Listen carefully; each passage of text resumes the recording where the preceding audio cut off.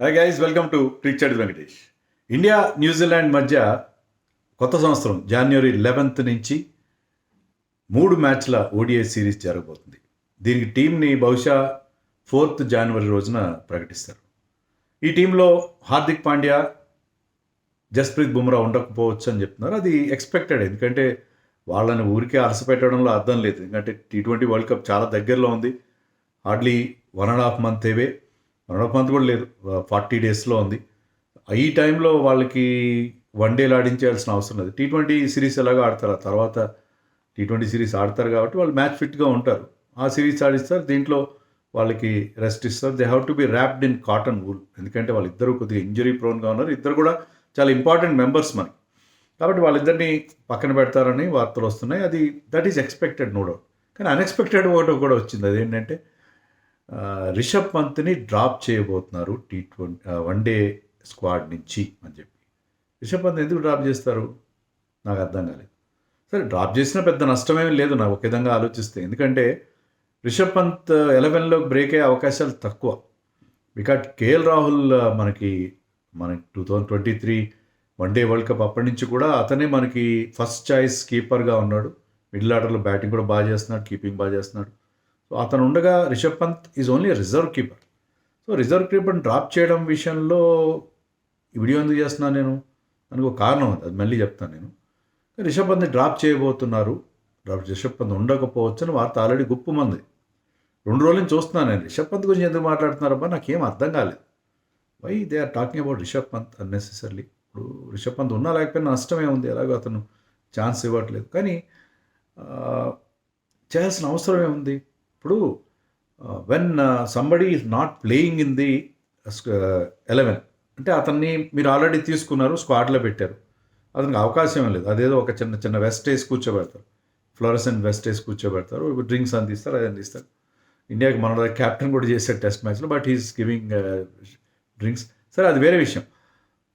So అతన్ని ఏ base మీద, అంటే డ్రింక్స్ సరిగ్గా అందించలేదని డ్రాప్ చేస్తారా? ఎందుకు డ్రాప్ చేస్తారు? డ్రాప్ చేయాల్సిన అవసరం ఏముంటుంది అనేది అర్థం కాలేదు. అవసరం లేదు కదా, ఎందుకంటే అతను చాలా కాలంగా ఛాంపియన్స్ ట్రోఫీ మొత్తం అతను he was on the bench, ఒక మ్యాచ్ కూడా ఆడలేదు. ఆడాల్సిన అవసరం లేదు. When Rahul is doing well, ఆడాల్సిన అవసరం లేదు, రిజర్వ్ కీపరే. అంతకుముందు కూడా అతను actually 2024 when Dravid was coach, 2024 one day world cup ఆడాడు. ఆ తర్వాత వన్డేల్లో కానీ T20లో కానీ ఆడలేదు. 2024లో వన్డేల్లో ఆడినట్టుగా 2024లో శ్రీలంకలో ఒక వన్డే ఆడాడు, ఒకే ఒక వన్డే ఆడాడు శ్రీలంకలో. అంతకుమించి అతను ఆడింది ఏమి లేదు. చాలా కాలంగా అతను ఆడుతున్నది కూడా ఏమాత్రం లేదు. సో అతను కేవలం టెస్టులు మాత్రమే ఆడుతాడు, వన్ ఫార్మాట్ ప్లేయర్గానే ఉన్నాడు, వన్డే స్క్వాడ్లో ఉన్నాడు. కానీ నేను చెప్పినట్టుగా ఆగస్ట్ 2024లో ఆడిన, శ్రీలంకలో ఆడిన వన్డే తర్వాత he has not played any white ball cricket for India. బాగానే ఉంది. T20లో అతను ఉండమని ఎవ్వరు అనరు, నేను కూడా ఎవ్వరు అనరు, ఎందుకంటే T20లో అతని ఫామ్ ఏమాత్రం చెప్పుకోదగలేదు. మనకు బోల్డ్ అంత ఛాయిస్ ఉంది.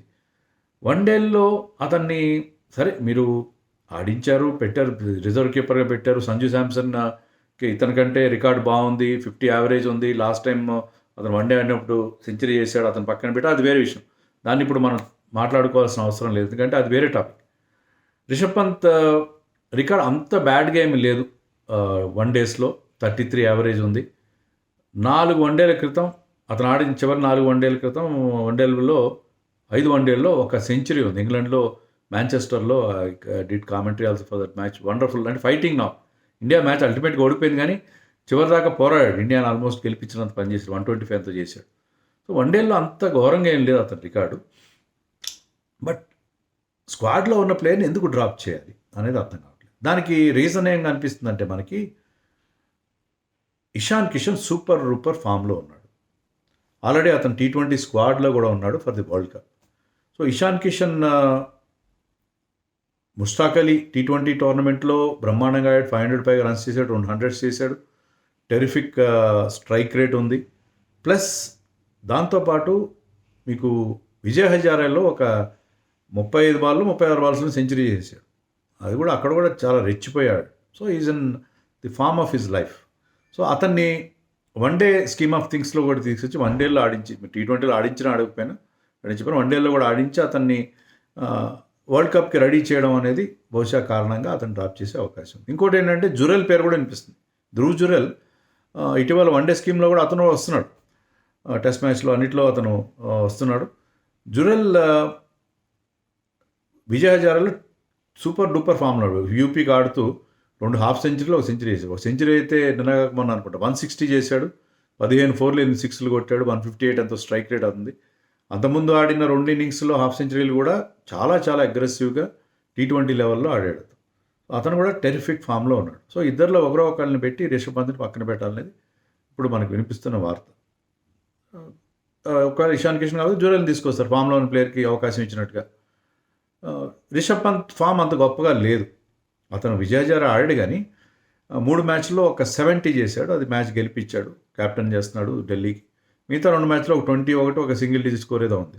సో అతని విజయ్ హజారీ ఫామ్ కూడా అంత గొప్పగా లేదు. సో అతను డ్రాప్ చేస్తే మనకు వచ్చిన బాధ ఏంటని మీరు అనొచ్చు.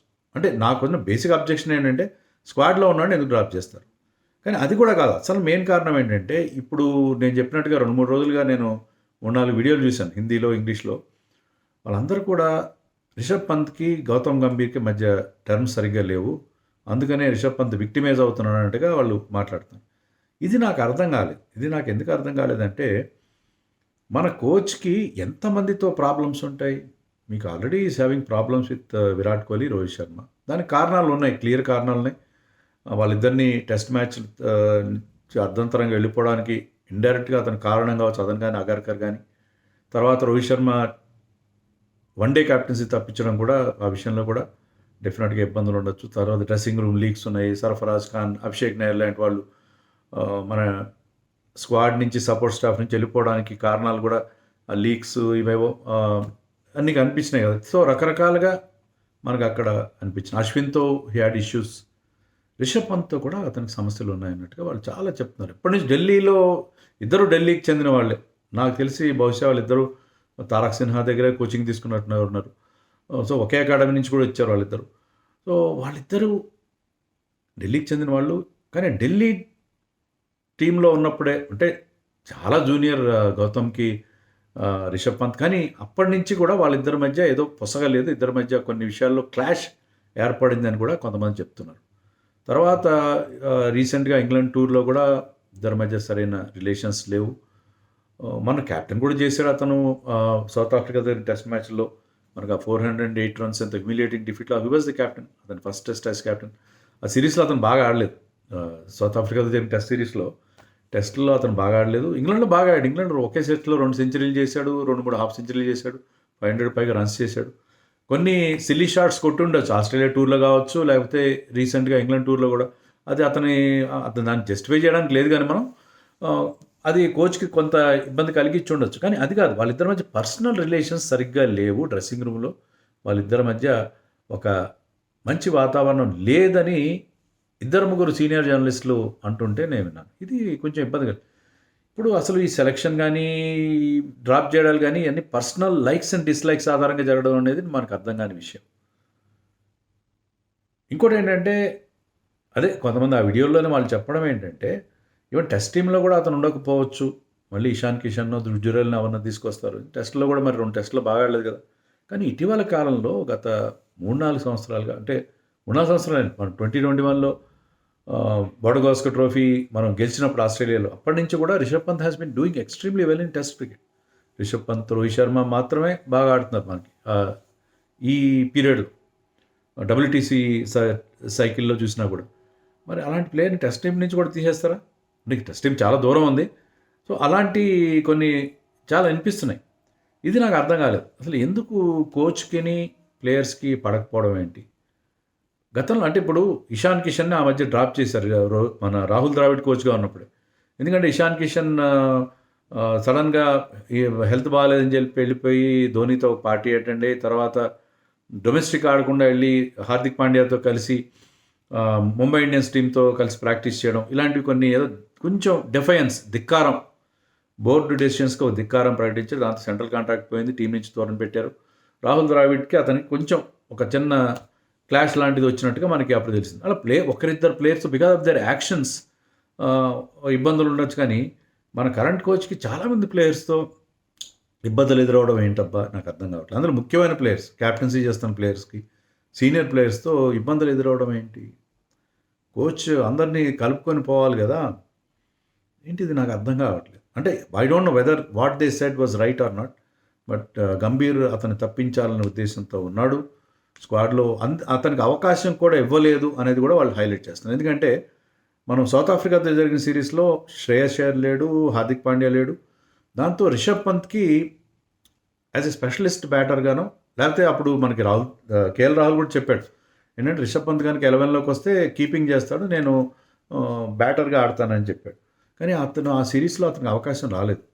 రుతురాజ్ గైక్వాడ్‌ని సడన్‌గా స్క్వాడ్‌లోకి తెచ్చి అతను ఆడిచ్చారు. రిషబ్ పంత్ ముందు నుంచి స్క్వాడ్‌లో ఉన్న రిషబ్ పంత్‌ని ఆడించకుండా రుతురాజ్‌ని ఆడించారు. అది తప్పని నేను అనట్లేదు. రుతురాజ్‌ని ఆడించారు, రిషబ్ పంత్‌కి అవకాశం. తిలక్ వర్మ కూడా ఆడించారు ఇంకో మ్యాచ్‌లో. కానీ రిషబ్‌కి ఛాన్స్ ఇవ్వలేదు. సో ఎప్పుడైతే మీకు శ్రేయస్ అయ్యర్, హార్దిక్ పాండ్యా లాంటి వాళ్ళు లేరో రిషబ్ పంత్‌కి ఛాన్స్ ఇవ్వచ్చు కదా! స్క్వాడ్‌లో ఉన్నాడు, ఛాంపియన్స్ ట్రోఫీలో మొత్తం కూర్చున్నాడు. అలాంటి ప్లేయర్ ఛాన్స్ ఇవ్వలేదు. అప్పటికి గంభీర్ అతన్ని కావాలని పక్కన పెడుతున్నాడని కూడా వీళ్ళు అంటున్నారు. సో ఇదంతా నాకు అర్థం కాలేదు ఈ సినేరియో. రిషబ్ పంత్ ఉండడం, ఉండకపోవడం అనేది పెద్ద ఇష్యూ కానే కాదు. కానీ ఇలా ప్లేయర్స్‌కి, కోచ్‌కి మధ్య సంబంధాలు సరిగ్గా లేవు. కావాలని పర్సనల్ లైక్స్ అండ్ డిస్‌లైక్స్‌తో కొంతమందిని పక్కన పెడుతున్నారు. ఇలాంటి ఒక వాతావరణం నాకు అర్థం కావట్లేదు. ఈ వాతావరణం మనకి నెగెటివ్ రిజల్ట్స్ ఇవ్వదా అని చెప్పి మమ్మల్ని అడుగుతున్నాను. నేను చెప్పిన విషయాలు మీకు కొంచెం ఇబ్బంది కలిగించవచ్చు, కానీ ఫ్రాంక్‌గా మాట్లాడడం నాకు అలవాటు. ఎవరేమనుకున్నా నాకు ఒక ఫీలింగ్ కలిగితే దాన్ని మీతో పంచుకోవడం. Because I treat all of you as my family members అని చెప్తాను. మీకు ఇంకో విషయం కూడా చెప్పాలి. నా ఓ పాట కథ ఛానల్లో కొత్త వీడియో ఒకటి ఇందాకే నేను అది పబ్లిష్ చేశాను. చూడండి. పాత పాటే కానీ బాగుంటుంది, పాట బాగుంటుంది. దాని గురించి సమాచారం కూడా బాగుంటుంది. చూడండి, మీరు కూడా అది కూడా చూడండి. దాన్ని కూడా ఎంకరేజ్ చేయండి. ఆ ఛానల్ కూడా మీ ఎంకరేజ్మెంట్తోనే ఆ ఛానల్ ముందుకెళ్తుంది. లేకపోతే ఆ ఛానల్ ఎవరు పట్టించుకోరు. ఆ కొత్త ఛానల్ అది. ఇప్పుడు 4-5 వీడియోలు పెట్టాను. సో ఆ వీడియో కూడా చూడండి. నేను మీకు డిస్క్రిప్షన్లో తర్వాత కామెంట్లో పిన్డ్ కామెంట్ కూడా పెడతాను. దాని లింక్ ఇస్తాను, ఆ కొత్త పాటకు సంబంధించింది. దాన్ని కూడా ఈ వీడియో చూసిన తర్వాత మీరు ఆ వీడియోని కూడా మీరు చూడమని మీ అందరికీ నా రిక్వెస్ట్.